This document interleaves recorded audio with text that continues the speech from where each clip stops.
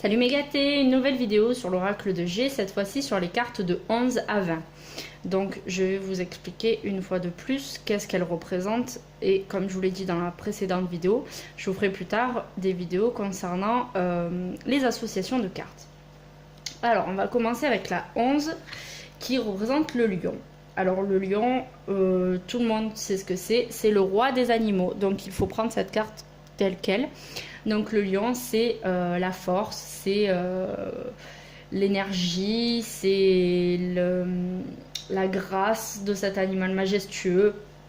Donc c'est quelque chose, une très très très belle carte. Donc au niveau affectif, elle va représenter la force, la passion, l'énergie, la stabilité. Le lion, c'est un animal qui vit en société. Du moins les femelles, elles vivent en groupe, elles s'entraident, donc voilà, ayez cette image très très belle de la force, voilà, c'est vraiment la force. Au niveau du travail, c'est pareil, ça représente la puissance dans votre travail, la force, la responsabilité. Le lion est en haut de l'échelle sociale, donc très très très belle carte.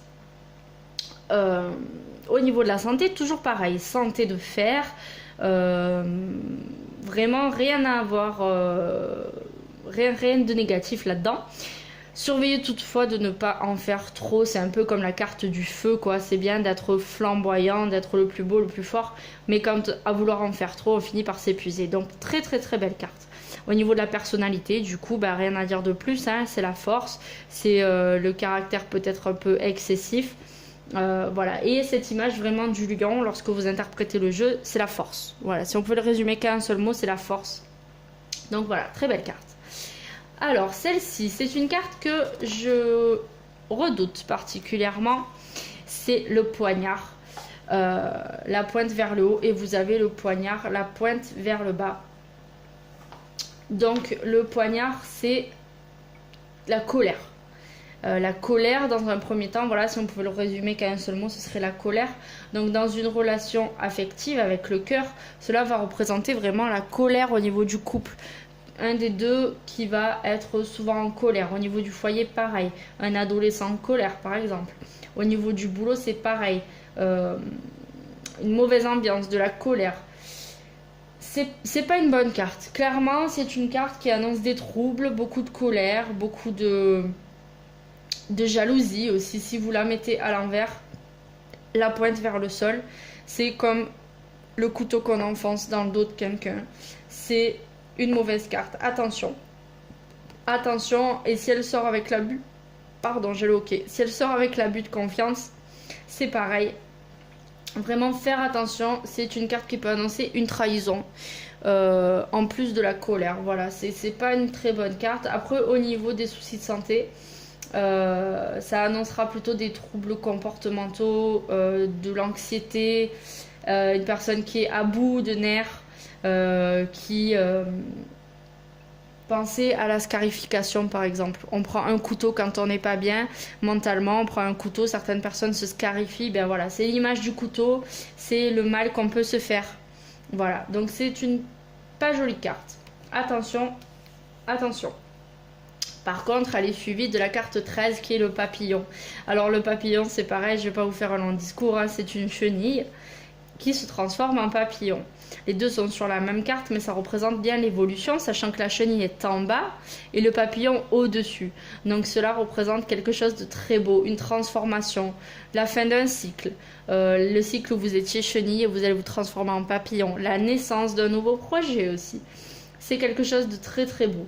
Au niveau affectif, ça annonce du renouveau. Donc si vous êtes en pleine rupture affective avec votre compagnon, cela va annoncer du changement. Donc ça ne veut pas dire que vous allez retrouver un compagnon. Cela veut dire que vous allez changer. Et c'est toujours dans le bien.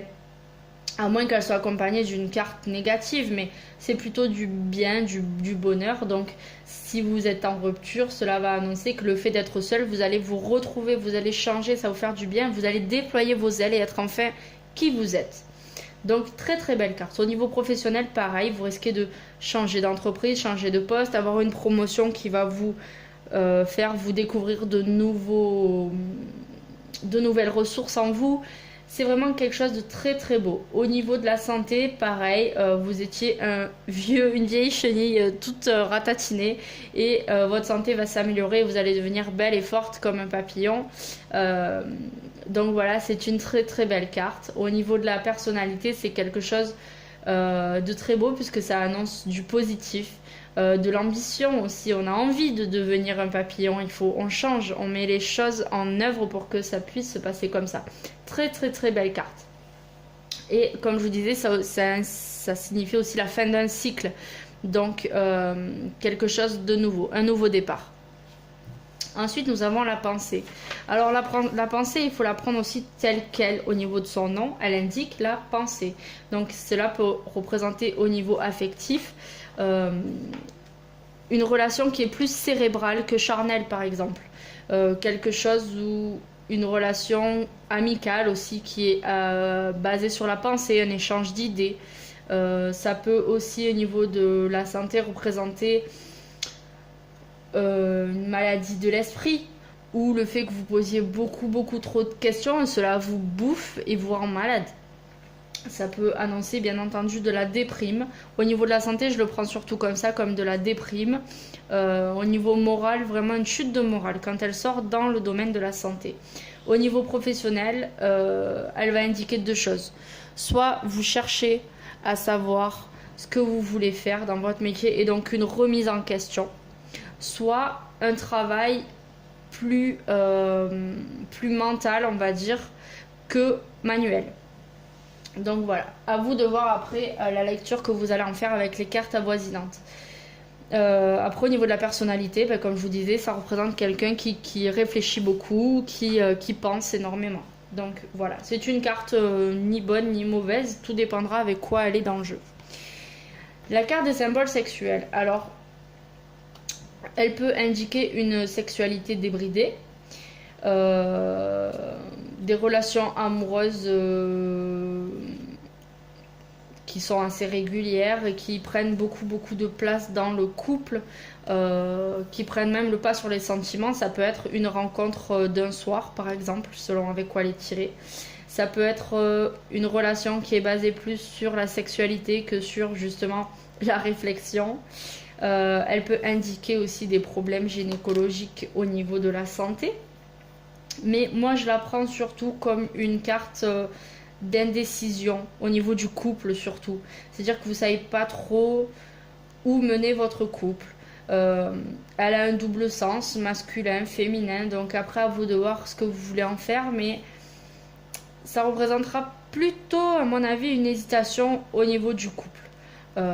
Voilà, après, comme je vous dis, à vous de savoir ce que vous voulez en faire, avec quoi elle est placée. Si vous avez une sexualité débridée, elle va en parler. Si vous avez une sexualité pauvre, selon les cartes avec lesquelles elles vont être, c'est pareil. Par exemple, voilà, la carte suivante, c'est la route. Si elles sont côte à côte, cela peut vouloir dire que dans votre couple, les relations intimes sont en dents de scie, c'est-à-dire que vous pouvez rester des périodes sans avoir de rapport et puis avoir un rapport de temps en temps. Donc voilà, elle va annoncer une certaine ou stabilité ou instabilité selon avec qui elle est dans votre couple. Donc on poursuit par la carte de la route, pareil, double sens. Alors dans le sens où la route est large en bas et fine en haut, cela annonce une étroitesse au niveau de vos idées et de votre chemin de vie. Donc en fait vous êtes sur un beau chemin bien large et il va aller loin, c'est sûr, mais il va se rétrécir. Donc ça annonce quand même, en plus il est sinueux, il est tortueux, donc ça annonce un chemin qui n'est pas droit, qui n'est pas clair, des obstacles quoi sur votre route.